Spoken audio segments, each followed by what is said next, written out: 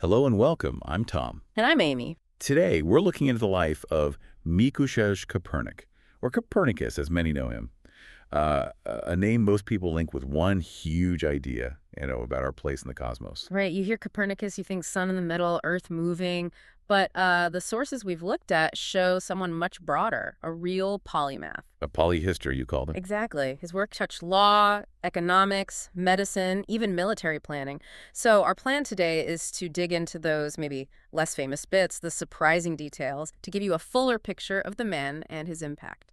Yeah, because beyond the Earth goes around the sun, what do most of us really know? Let's uncover some of those layers. Okay, so let's start with the basics. Nicolaus Copernicus, born February 19, 1473. That was in Turu, which was part of Royal Prussia, in the Kingdom of Poland then. And he passed away in May 1543 in Fromberg. Lived a pretty long life for the era. And like you said, not just the astronomy guy. No, not at all. The sources really hammer this home. He was, well, a lawyer, an official, a diplomat, a doctor. He got a doctorate in canon law. He was a mathematician and economist. Wow, okay, keep going. A military strategist, cartographer, philologist, translating Greek texts. And, sometimes people back then even called him a physicist, philosopher, even an astrologer, though that word meant something a bit different. It's just an incredible range of skills. But obviously, the big one, the one that echoes through history, is the heliocentric model. Right. The idea that the planets, including Earth, orbit the sun.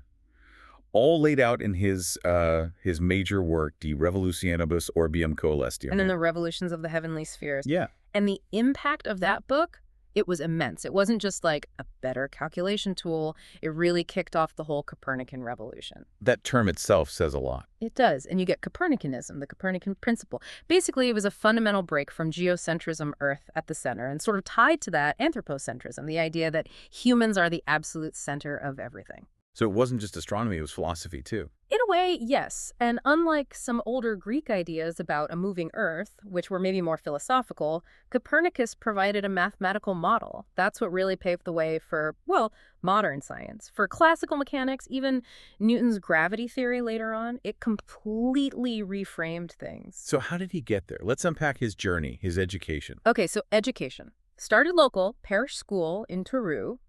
Then the big step was Krakow Academy in 1491. A prestigious place. Very. He actually signed in as Mikołaj, son of Mikołaj, from Toru. And he was lucky. It was a kind of golden age for astronomy and math there. He even had a private tutor, Wojciech of Brudzowo, for astronomy. Did he finish his degree there? Interestingly, no. He left Krakow without one, which, actually freed him up to go study in Italy, which his uncle, who was quite influential, helped fund. Ah, Italy.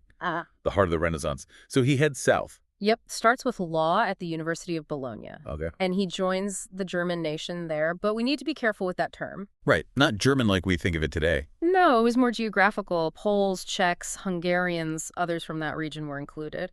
Anyway, it seems law wasn't really grabbing him. Astronomy cult. He really did. He got influenced by Domenico Maria Navarra, a well-known astronomer there. And then in Rome, in 1500, he actually observed a lunar eclipse. So he's already doing practical astronomy. So after Bologna. He moved on to Padua, studied medicine there, and also Greek philology. And then finally he gets his doctorate, but in canon law from the University of Ferrara in 1503. Okay, canon law. Now, you mentioned he was clergy, but maybe clarify that. Yes, this is really important. He was a lower Catholic clergyman, a canon.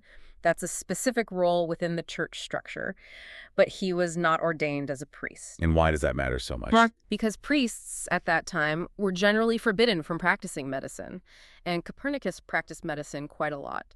Being a canon gave him financial stability for life, basically freeing him up to pursue all these other interests, including medicine, without needing to worry about earning a living from them directly. Got it. So studies done, he comes back to Poland, to Warmia. Right. And spends a big chunk of his adult life there. He worked closely with his uncle, Łukasz Watson-Rode, who is the bishop. Lots of administrative work, diplomacy. Including land management. You mentioned something about that. Yeah, he was the administrator in Ulster for a while, and he oversaw efforts to settle people on deserted farmlands. He kept meticulous records of it, too, in this document called Locationes Mansorum Desertorum. Very practical stuff. And then there was the war. That sounds surprising. It does, doesn't it? During the Polish-Teutonic War around 1519 to 1521, he was administrator of Olsztyn's estates, and the sources say he was key in organizing the defense of Warmia's castles. So, like commanding troops. Well, maybe not quite commanding troops on the front lines. It seems his role was more strategic, organizing the defenses, managing resources, ensuring readiness. He even wrote directly to the Polish king, Sigismund I, asking for military backup. So, instrumental in the defense effort, but perhaps more as a planner and organizer. Still, pretty far from just stargazing. Definitely. Okay, so we've got the astronomer, the administrator, the strategist, but you also mentioned economics. That feels like another big leap. It does, but it shows how observant he was about the world around him, not just the sky. He wrote this treatise on coins, presented it at a regional assembly, a Sejm session, in Grudziądz back in 1522. And what was the main idea? He basically formulated what later became known as the Copernicus-Gresham law, the idea that bad money drives good money out. If you have debased coins circulating alongside full-value ones, people hoard the good ones and spend the bad ones. Okay. I've heard of Gresham's law, didn't realize Copernicus was involved. Well, he articulated the principle quite clearly, and he argued strongly for unifying the currency in Royal Prussia, getting rid of all the different coinages, but it was tough going. Politics got in the way. Big time. The sources mentioned strong opposition from nobles. Powerful cities like Gdańsk resisted, even when the king issued edicts supporting reform. It just shows having a brilliant idea about economics isn't enough. You need the political muscle to make it happen. He even wrote another piece on it, Method of Coining Money, later in 1528. Clearly something he cared about. Fascinating. And the medicine, was he just sort of dabbling, or was he a serious physician? Oh, he was definitely a practicing physician for much of his life, really. Now, sure, some of his remedies involved complex mixtures, typical for the time, but what's really striking is his focus on, well, preventative medicine, public health almost. Like what? Any examples? Yes, a really good one. In 1519, there was some kind of epidemic, an infectious disease hitting the coast. Copernicus actually initiated and oversaw building a pipeline. Yeah, to bring fresh, clean water to people in Warmia and Pomerania. Think about that, understanding the link between clean water and health back then. That's incredibly forward-thinking, especially when most people probably blamed epidemics on, I don't know, bad air or divine anger. A real public health intervention. That's genuinely remarkable. So, beyond the big headlines of astronomy and economics, he's mapping territories. Yep, map Warmia, other Prussian lands, significant cartography work. Translating Greek texts. Theophylact Simocatus poems, showing his classical skills. He even wrote some Latin poetry himself, 7 stars. Just amazing breadth. Okay, let's switch gears slightly. This revolutionary heliocentric idea. How did people actually react back then? It couldn't have been universally popular. Oh, definitely not. And reactions were mixed, often based on, rumors before the book was even properly out. Martin Luther, for example, apparently heard about it and pretty dismissively said this new astrologer wants to turn astronomy upside down. Before he'd even read it. Seems so.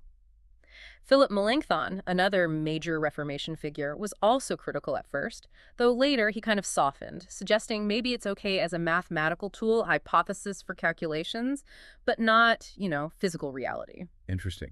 What about the churches? Did the Protestant churches take an official line? Not really a unified one. Unlike the Catholic Church later, the evangelical churches didn't set up specific bodies or doctrines to sort of persecute heliocentrism.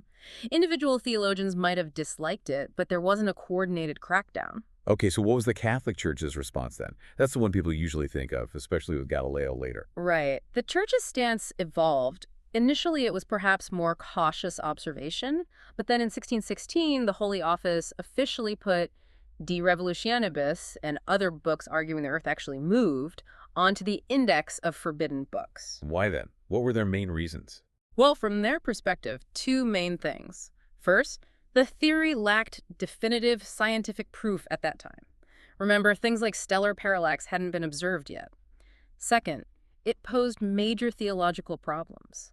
It seemed to contradict certain interpretations of Scripture and challenge that whole Earth-centered, human-centered view of the cosmos. And this directly led into the Galileo affair decades later. Absolutely. It set the stage. The ban itself stayed formally in place for a very long time, only lifted in the 19th century.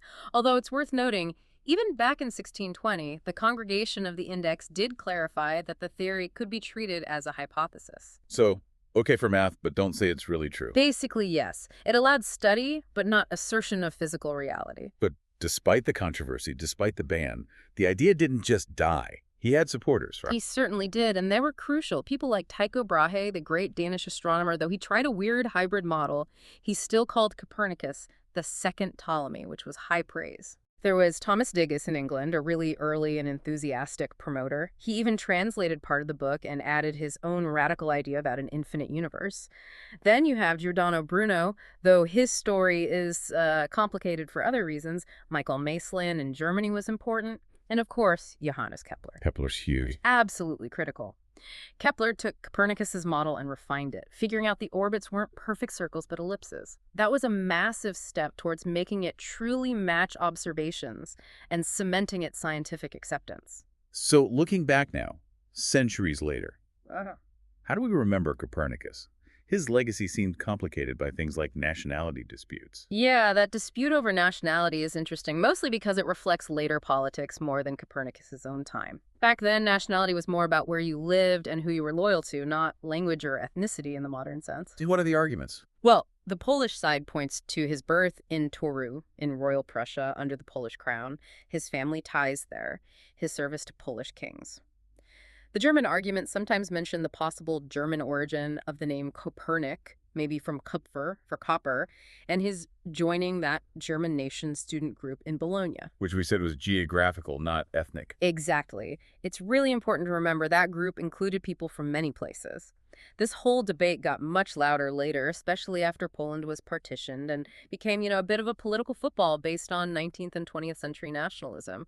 We're just reporting how the sources frame this historical discussion. Understood. Now, one of the most amazing recent stories is finding his actual grave. That took centuries, didn't it? It really did. People looked for his burial place in Frombork Cathedral for ages with no luck. The breakthrough came just in 2005. A Polish archaeological team, led by Jerzy Gazowski, had a revised theory about where canons were typically buried relative to the altars they were responsible for. So they dug in a new spot. They did. And under the altar of the Holy Cross, which Copernicus had overseen, they found remains, a skull and bones of a man about 70 years old, matching Copernicus's age at death. Incredible. But how could they be sure it was him? That took a couple more steps. First, they did a facial reconstruction from the skull, and that reconstruction showed a striking resemblance to known portraits of Copernicus. They put the probability at something like 97%. Wow. But the clincher was DNA, right? Exactly. This is the really cool part.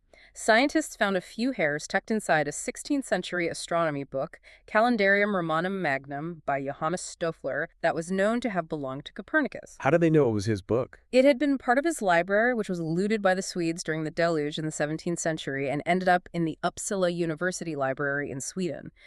So they had this book, known to be his.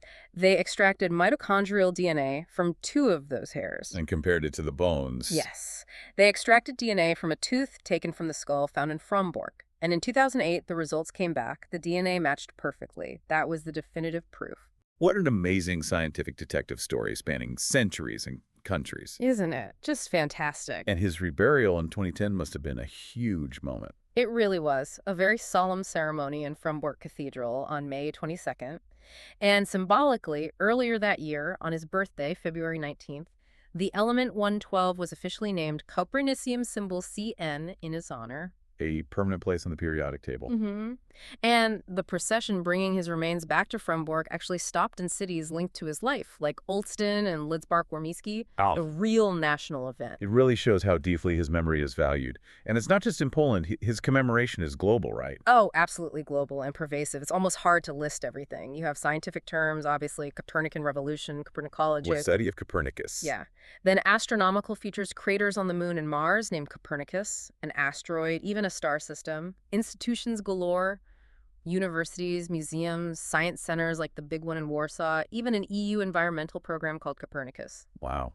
Streets, parks. Countless streets, parks, squares, awards named after him. He's on Polish currency, stamps. There's that famous painting by Jan Matejko, Astronomer Copernicus, or Conversations with God. Films, TV series, even musicals and video games feature him. It's truly woven into culture, science, everywhere. It's just staggering. So reflecting on all this, Copernicus really compels us to question, doesn't he? To look beyond what seems obvious and maybe connect ideas from different fields, just like he did. Absolutely. That spirit of connecting the mathematical heavens with practical earthly problems, economics, medicine, administration, that's maybe the biggest takeaway for me. He wasn't just in the Renaissance, he kind of embodied its ideal of broad genius. A truly foundational figure. No question. Well, that's all the time we have for today. Thank you for your attention. You can subscribe to our podcast if you like it. See you next time.